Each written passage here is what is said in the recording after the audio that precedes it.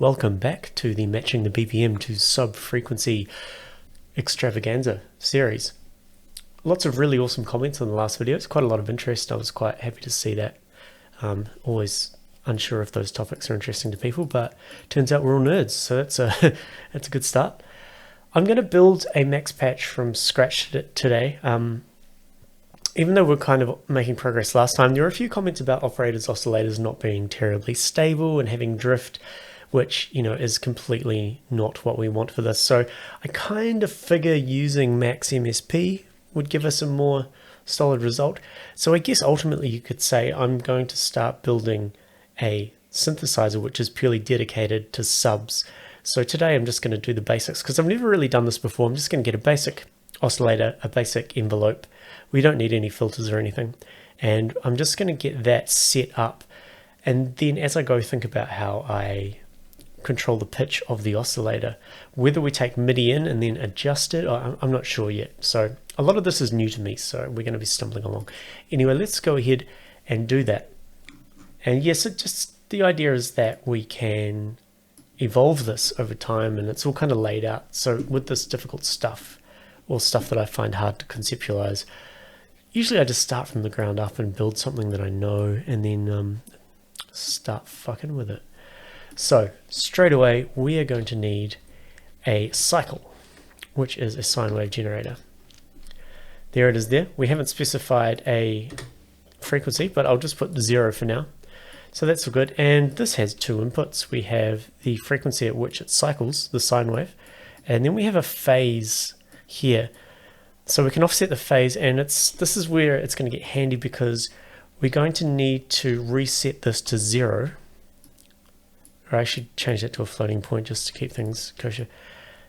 So when the note triggers, we want to set that to 0, and that should start the wave cycle at the very, very start. People mentioned that I also missed the retrigger option in the operator oscillator, which I didn't even really know about, to be honest. Anyway, so these are basic things. Let's hook that up to a live gain just so we can see it working. Lots of little successes, you know, things I know. Let's make things successful, and then you get all motivated to keep pushing through the hard maths. So this just needs to be one channel. So I'm just going to go into the inspector here on the properties. Where are the channels? Channels. So we can just go one channel like so. And we'll use this as our master gain. And then this needs to go into the plug out. So, this is an audio effect. Okay, I want this to be a MIDI. So what I'm going to do is just cut that, close this down. The reason I want it to be a MIDI is because it's going to be an instrument, and we want it to receive MIDI and then produce audio. So we're just replacing that with a max MIDI instrument. I mean, I could have just made my own MIDI ins and outs, but let's do it this way. Okay, so here's our guts. Very, very good. Here's the plug output. I'm going to put one more gain down here for now. I like to have gains as kind of like little breaker points between the flow. And then let's bring this down. Let's connect this here. So this is currently at 0. So if I was to put in a number tilde and connect that to the cycle, so we can see that's just blurting out 1, which is the highest value of the waveform. So if I was to actually give this a value, let's say 42 Hertz, you can see that's now pulsing up and down. Can I get a scope? I want one of these. I borrow lots of things from the help files quite often. So let's hook that up into here. It's just good to look at. And that, you know, there we go. So you can actually hear that coming through the left now. So if I connect this into the two, we need to go to plug in and out. There we go. So there's our sine wave down into the sub frequencies. It's also good if you're on your phone or a laptop, you might not be able to hear down this low. So you can see the waveform here. Okay, now we need to, let's get an ADSR happening. So I'm going to create a multiplier, tilde, and we'll connect the output of the gain into that. And then we need an ADSR are a device which I've not used before. So I'm assuming that we trigger it from here. Yep. And then we have attack, decay, sustain, and release. These take floating point values. So let's hook those up straight away into those inputs. Attack, decay, sustain, release. And this should output a signal for us. Let's check that. So I'll take one of these flow number boxes and let's go 100 milli. We'll go 500 attack, 500 release. This is probably in a value of 0 to 1. So let's go a sustain point of 0.5 and then the release. Let's go 500 seconds as well. And I should be able to bang this. I'm assuming we bang it. Nothing is happening. Open up the help file. Start envelope. So 1. So we need to send it a floating point 1. There we go.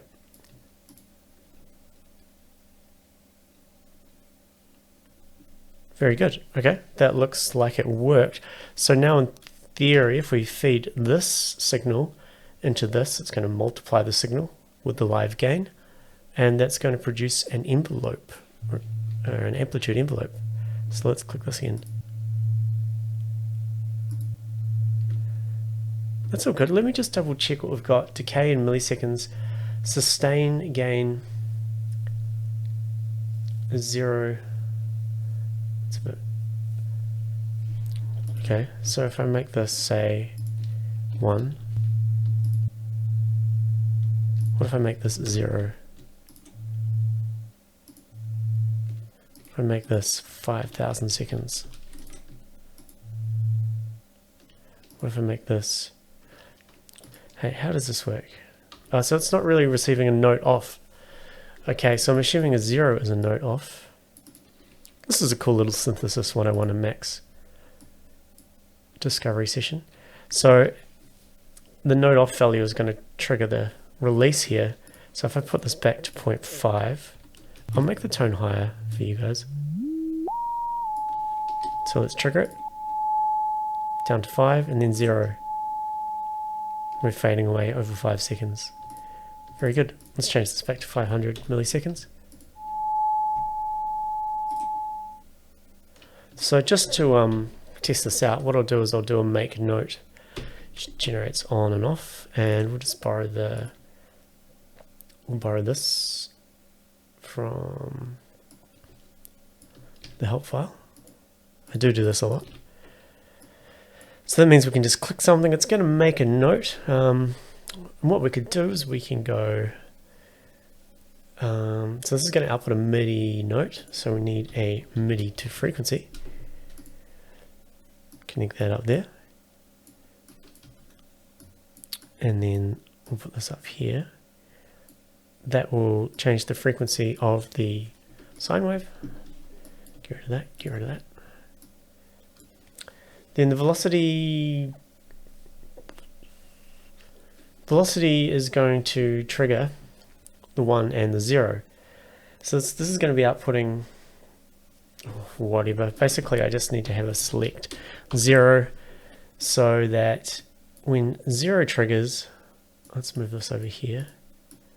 When 0 triggers, it's going to just shoot through 0 to that. And anything other than 0, it's going to start the note. And this is a make note of 1000. Let's just make this 2000 just to incorporate this collective 1500. Let's try that. There we go.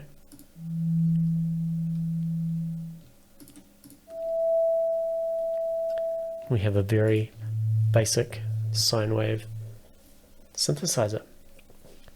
Okay, let's tidy this up a little bit. I don't need these because this is just for testing stuff quickly. We'll keep the wave phase stuff here. Just had a little problem with my microphone, as you might have seen in the bottom right there. Anyway, sorry for the quick cut.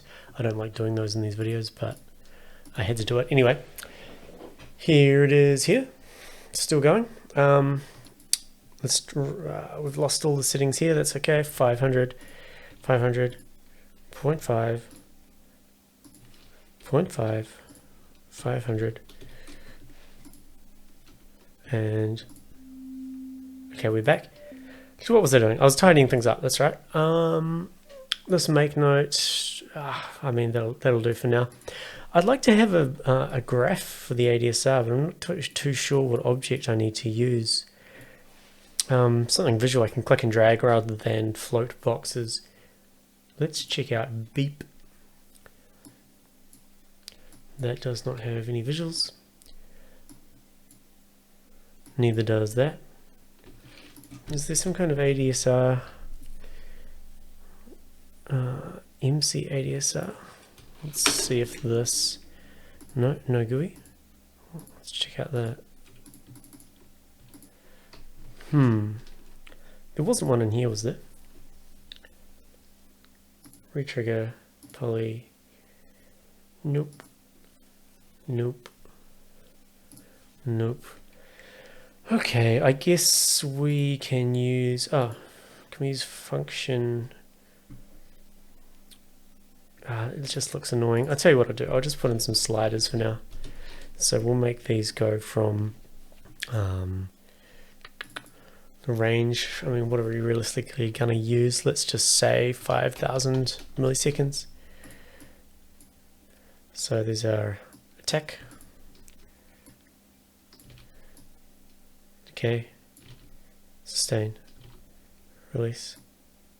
And we need to change this one from 0 to 1. This won't allow us to do that. What we'll do is just go 1,000 and we will just divide this by 1,000. Or is it 100? No, that's fine. We do want that to be able to go all the way to 1 though. So I guess this needs to be 1001. That feels sloppy, but let's see. Here we go, 0 to 1. So now we can control all of these. We can have a nice short attack. And bring the decay down.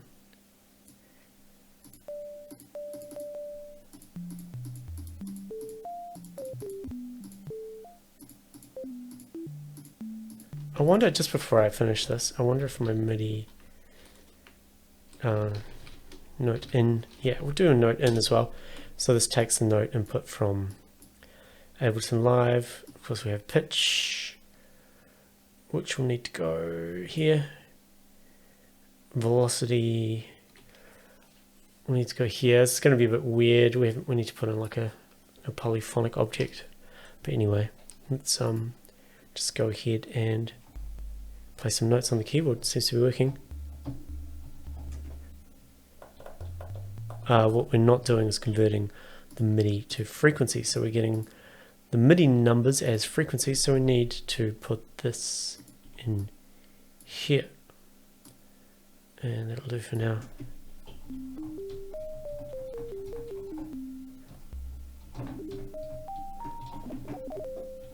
That's me playing lots of notes. Alright, that will do for this video. Next one we'll start figuring out the weird tuning stuff and loading up the rendered waveforms to see if they match up.